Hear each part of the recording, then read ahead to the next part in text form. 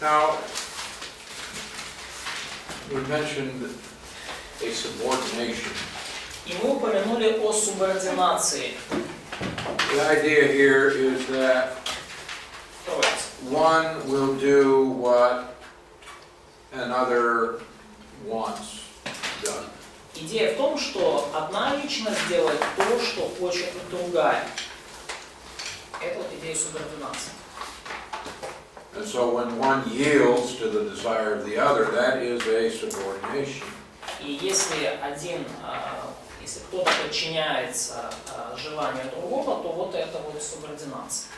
But understand that since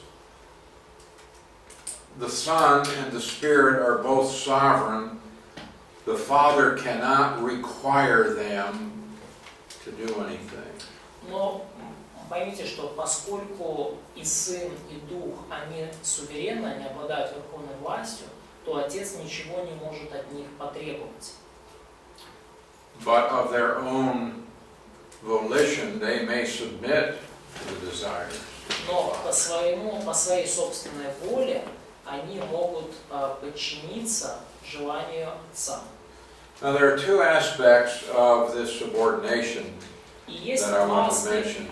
два аспекта этой субординации, которых я упомянул. One is in relation to the Son, and the other is in relation to the Spirit. И одна касается взаимоотношений Сына, и вторая касается Духа. With reference to the Son, there is a subordination which the theologians have called eternal generation. В отношении Сына существуют взаимоотношения, которые назвали богословы вечные отношения. То, как у вас в конспекте. Is that what you have? Generation? We have Eternal relationship? eternal relationship. Or filiation? Do you have filiation? Affiliation. No, just let me. То есть вечное поколение, да, или не совсем поколение, вечное соединение, может быть. Eternal connection, соединение. The idea that we have here is that there is an eternal relationship of the Father to the Son and the Son to the Father.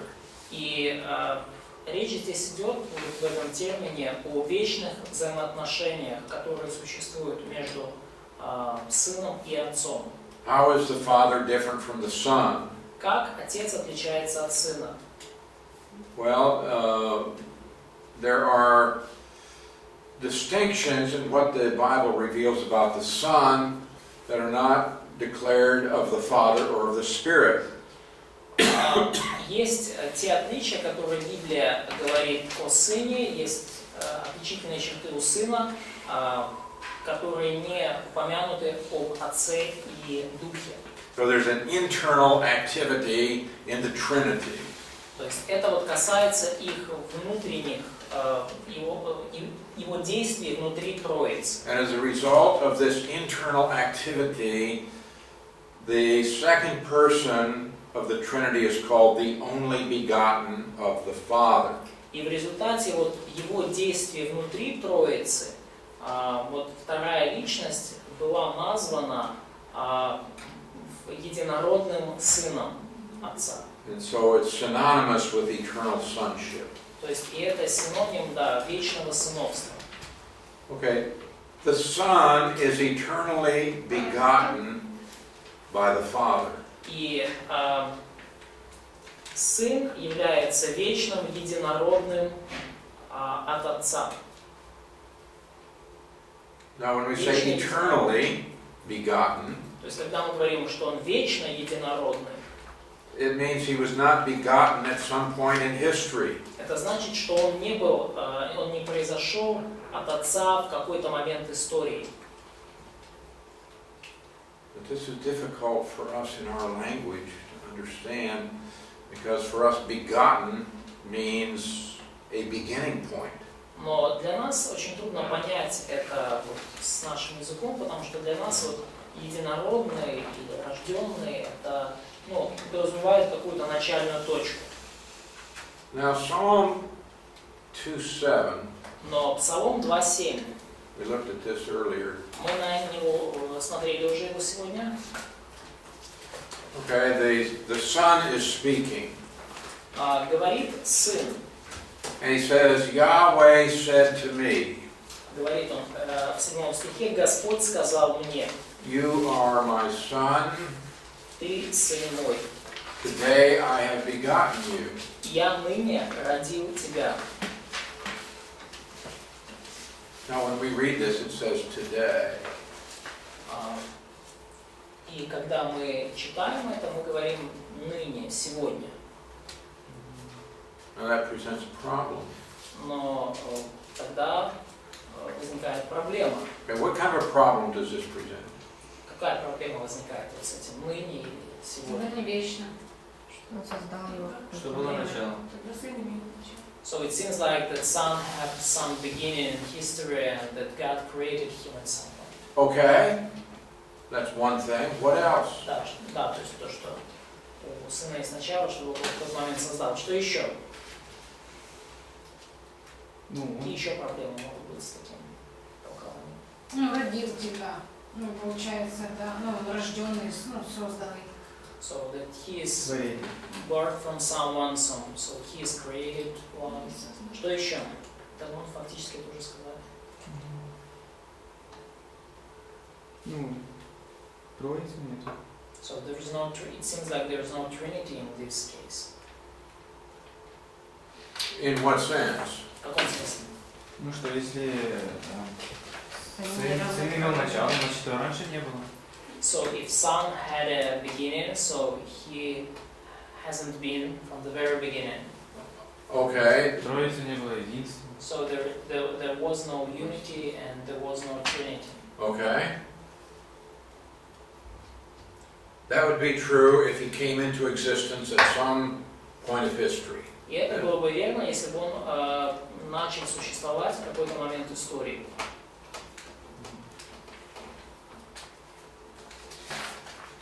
Okay. What else can you think about this? Что еще вы можете об этом сказать или подумать? So the question is, what is the problem with interpretation is today, like as point in time, yes? Yeah. То есть в чем еще проблема, если мы это вот ныне или сегодня подразумеваем как точку во времени?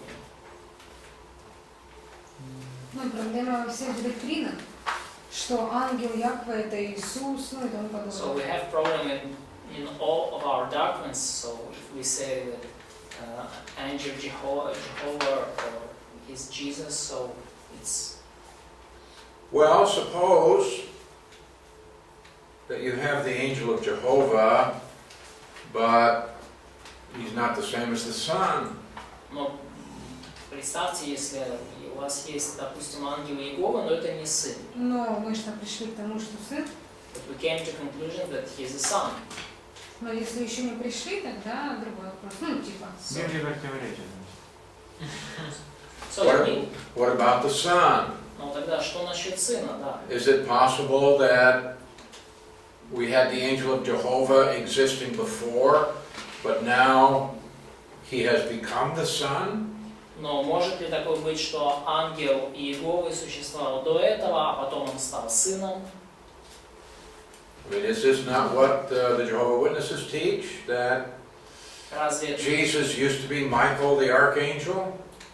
Разве это не то, чему учат свидетели Иеговы, которые говорят, что Иисус – это тот, кто раньше был архангелом Михаилом?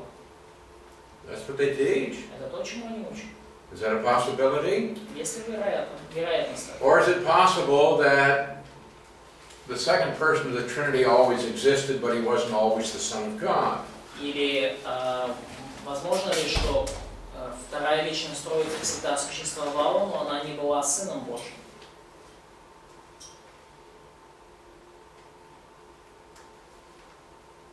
Did he become the Son of God by decree? стал ли он Сыном Божьим по Божьему определению, по Божьему повелению.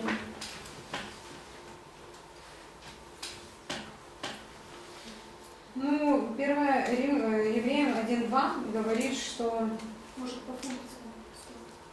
говорил нам в Сыне, которого поставил наследником всего, через которого и веки сотворил. The Hebrews 1:2 says about his Son, whom he appointed heir of all things, through whom also he made the world. Хочу это как-то связать с Колоссяном, но мне уже, короче, не могу доказать. So I Ответ want на to вопрос. connect it somehow with Colossians, but I probably cannot prove the Потому что point. на ваш вопрос дать ответ сложно. Okay. Because it's hard to answer your question. Что ты говорила? Now, these are not frivolous questions. They are important questions. Ну, вопрос этот не с бухты-барахты, да, он важен. And understand that people have wrestled with these questions for centuries. И поймите, что люди над этими вопросами, они мучились столетиями. It's very important. Trying to understand what kind of God we have. Is he a Trinity? If he is, then what are the relationships among the three persons? Очень важно понять, какой у нас Бог, да, и если это Троица, то какие взаимоотношения между личностями. Okay, he says, I have begotten you. И вот написано, что я вот родил тебя. Now we could explain that, Ну, мы можем это как-то but it объяснить. says I've begotten you today, Но что значит я ныне родил тебя? which indicates a very specific time. То есть выглядит как будто вполне конкретный момент времени. My understanding of this psalm А мое понимание этого псалма, is that this is what we call an enthronement psalm, и when Jesus заключается is put on the throne. в том, что это псалом воцарения, псалом восхождения на престол, то есть когда Иисус восходит на престол царства. You see in verse 6, I have set my king on my holy hill of Zion. Посмотрите, 6 стих перед этим. «Я помазал царя моего над Сионом, святою горою моею». So,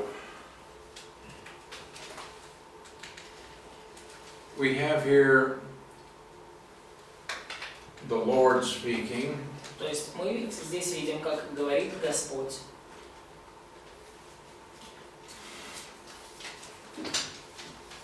and this would be God the Father, И это Бог Отец.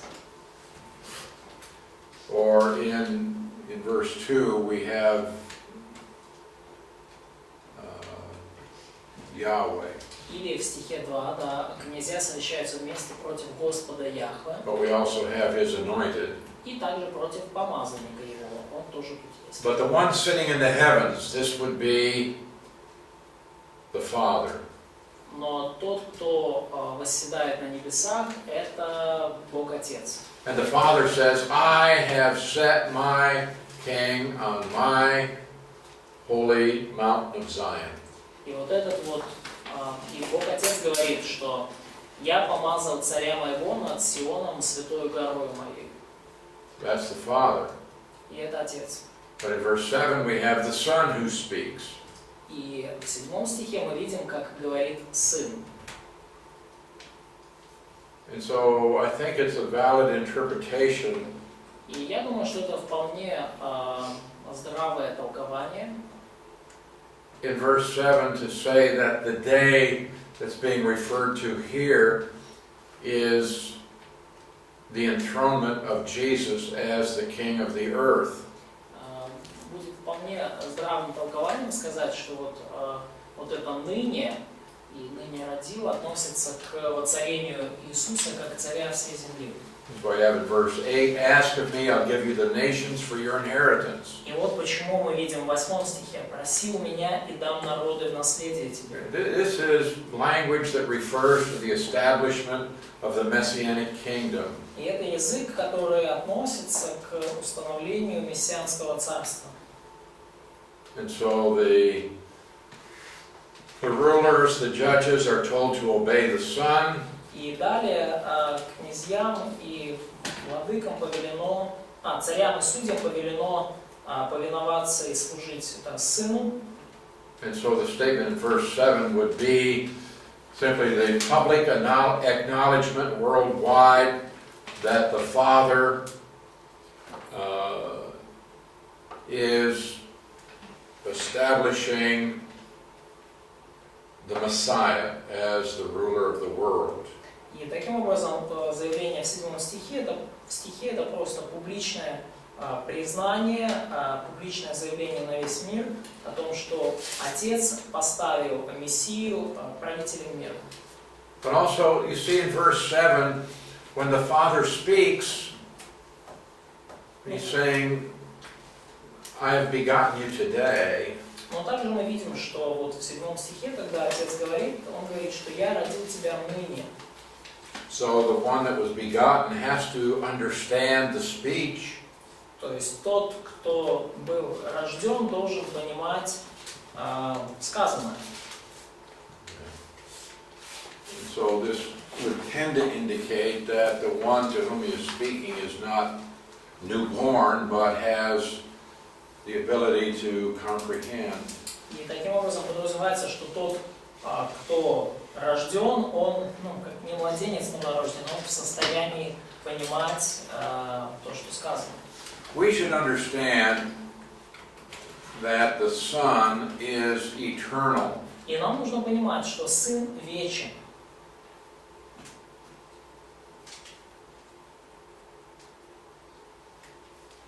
He did not come into existence. Он не появился в какой-то момент. He did not become the Son of God by virtue of the virgin birth. Он не стал Сыном Божьим из-за добродетели, по силу добродетели непорочного зачатия. Or his baptism. Он не стал Сыном Божьим Or his resurrection. В силу своего крещения и даже в силу своего воскресения из мертвых. In Romans 1:4, some say, oh, he became the Son of God by resurrection. В Римлянам 1:4, кто-то может сказать, что он открылся Сыном Божьим через воскресение из мертвых. И кто-то говорит, он стал Сыном Божьим, воскреснув из мертвых. Which says he was declared the Son of God with power by the resurrection from the dead. Потому что этот стих говорит, что вот открылся Сыном Божьим в силе по Духу Святыни через воскресение из мертвых о Иисусе Христе Господе нашем. But what this is saying is that the resurrection was a powerful declaration that he was the Son of God. Но о чем говорит этот стих? Что воскресение из мертвых было таким могущественным заявлением, провозглашением того, что он является уже Сыном Божьим. Well, it's not saying he became the Son of God by the resurrection. Здесь не говорится, что он стал Сыном Божьим через воскресение из мертвых. He has always been the Son. There never was a time when he was not the Son. Он всегда был Сыном, и никогда не было времени, когда бы он не был Сыном.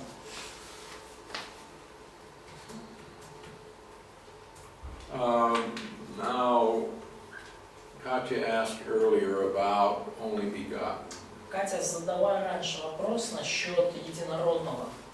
Okay, in John 1:14. В Иоанна 1:14. This says that the Word became flesh and dwelt Сказано, among us, что Слово стало плотью и обитало с нами, and we beheld His glory, и мы видели славу Его. glory as of the only begotten of the Father, full of grace and truth. Славу как единородного от Отца и полного благодати есть. Now this word only begotten, И вот это слово единородного, monogenes, моногенез, mono, you know this, моно, Единственный. один единственный, yeah. Genes, Знаешь. генез, yeah. род, происхождение, Word for birth. слово для рождения.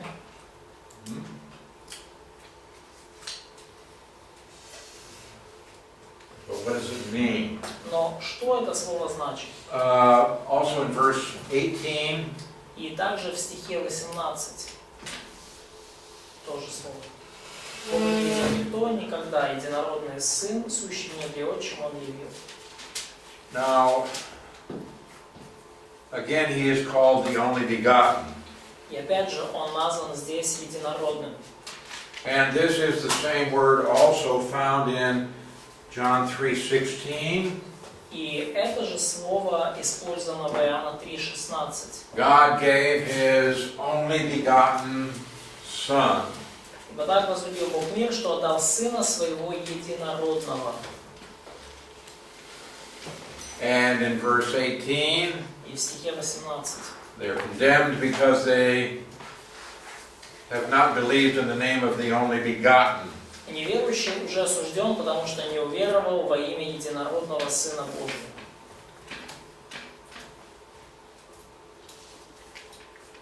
And in 1 John 4:9, И в 1 Иоанна 4:9 God sent his only begotten Son into the world so that we might live through him.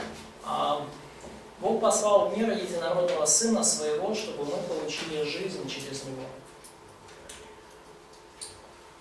Now this word И вот это слово indicates something that is unique. указывает на нечто, что является уникальным. But some see the word born here and they assume that the word must have something to do with a beginning. Но некоторые здесь больше обращают внимание на слово рождение, на аспект рождения.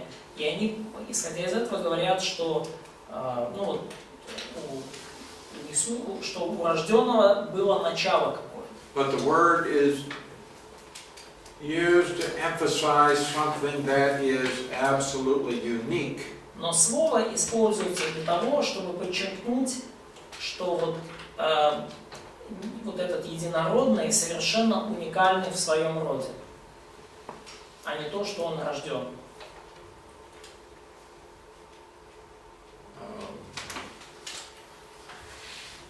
Jesus is also referred to as the firstborn. И также Иисус назван первенцем, его называют первенцем.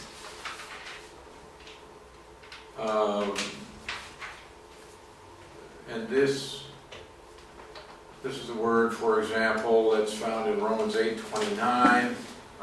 Например, мы это видим в Римлянам 8:29. Или, я прошу прощения, не первородным, не первенцем, первородным. В этом месте.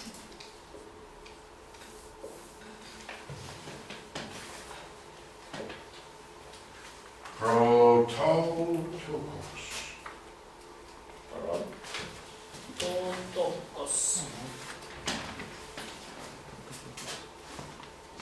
Первенец, первородный, оба слова используются. Proto. You have prototype in your language? У нас же в языке есть прототип, да? Нет. Proto, first. Прото, первый. And tokos again, firstborn. То есть. But the problem comes in, for example, in Colossians chapter 1. Но проблема, например, мы видим, что вот в Колоссянам 1 главе, where he is called in verse 15, he's the image of the invisible God, the firstborn of all creation. 15 стих, да, где Христос назван образом Бога невидимого, рожденный прежде всякой твари. И, рожденный прежде, это то, что у нас переводит два этих слова, а в греческом вот этот вот прототокос. And this is where the Arian heresy comes in. И вот здесь, с этого места, в общем-то, началась арианская ересь. What is Arianism? Что такое арианизм? Что такое арианство? Что Бог создал Сына. That God created Son. God the Father created God the Son. Yeah, and then the Son created everything else. И что потом Сын создал все остальное, да? So what they do is they come to this verse and they say, He's the firstborn of all creation. И вот что они сделали? Они дошли до этого стиха и сказали, ага, Иисус, Он первенец, первородный, рожденный прежде всякой твари, всякого творения. And they say, see, that means He was created first and then everything came after Him. Они сказали, вот это значит, что вот Он был сотворен первым, и после этого Он сотворил все остальное. Okay, but in verse 18 He's called the firstborn from the dead. Но в 18 стихе Иисус назван первенцем из мертвых. То же самое слово, да? Первенец, первородный. And in Hebrews 1:6 it says that the Father brings the firstborn into the world.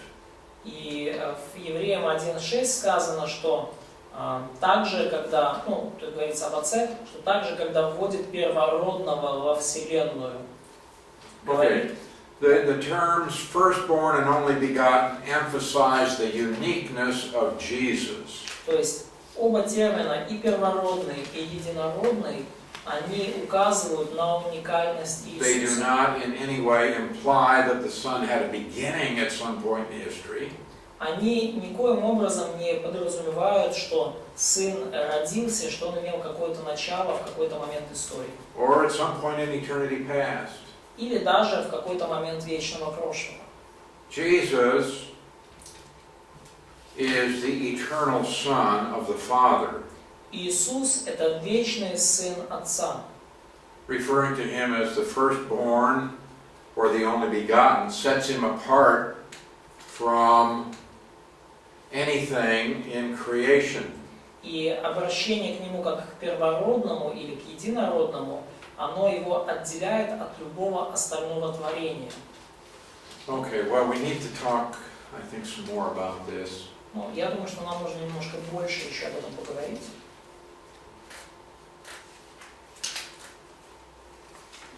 We'll do that tomorrow. Мы сделаем это завтра.